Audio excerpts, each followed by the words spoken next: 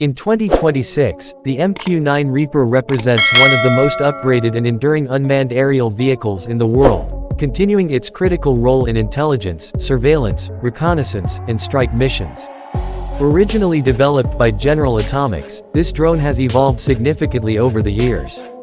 By 2026, the United States and allied nations have integrated a variety of enhancements to ensure the Reaper remains operationally relevant in contested airspace environments. Among the most important advancements is the Multi-Domain Operations (M2DO) Modernization Suite.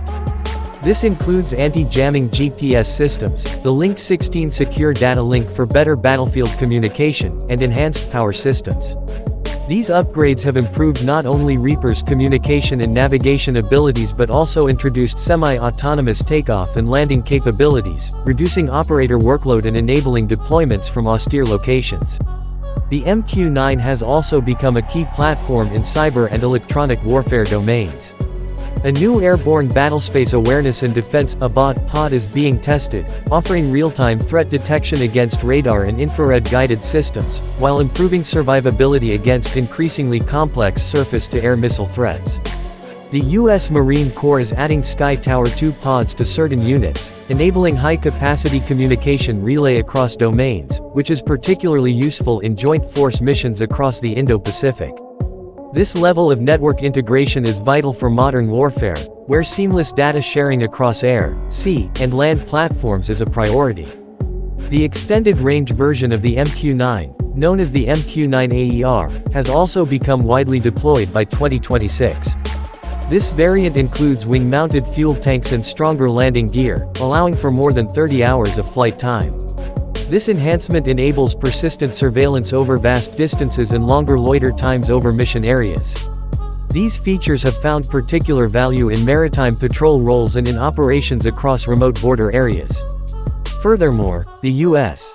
Air Force Special Operations Command has begun testing small cruise missiles on the Reaper, aiming to extend its strike capability to targets up to 600 miles away. If successful, the MQ-9 will transform from a tactical drone into a long-range precision strike asset. European nations are also investing in the MQ-9 platform.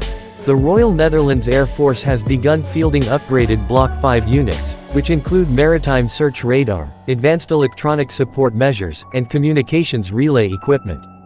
These drones are actively flying surveillance missions over NATO's eastern flank, particularly over Romania, with deployments now extended through 2026.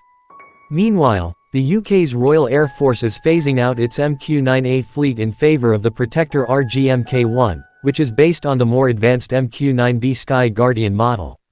Canada and Taiwan have also finalized foreign military sales agreements for the SkyGuardian, with Taiwan expecting initial deliveries in 2026.